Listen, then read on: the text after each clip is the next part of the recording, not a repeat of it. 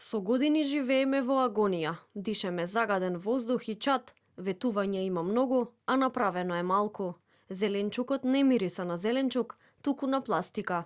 Вака дел од жителите кои живеат во близина на дивата депонија Вардариште го опишуваат своето секојдневие.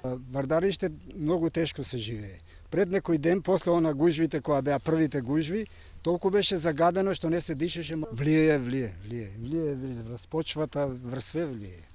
Тоа паѓа, прашина доаѓа. Тоа димот паѓа доле.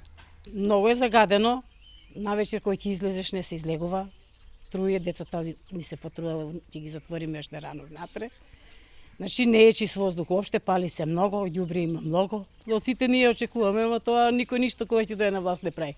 За нечистиот воздух и проблемите со загадувањето, граѓаните од општина Аеродром и општина Газибаба преку граѓанската иницијатива Стоп за Вардариште секојдневно веќе еден месец се на улица.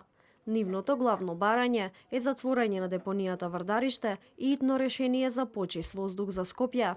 Нашите барања се добро познати веќе неколку денови, заради што и протестираме тука веќе 28 ден, што е стварно многу за една граѓанска иницијатива без поддршка на ниту една партија.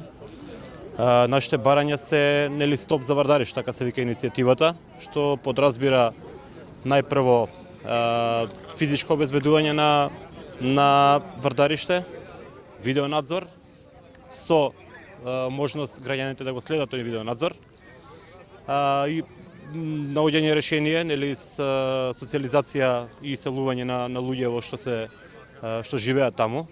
Од иницијативата пак за вечерва најавија и нова блокада која ќе се одржи кај мостот Близнак.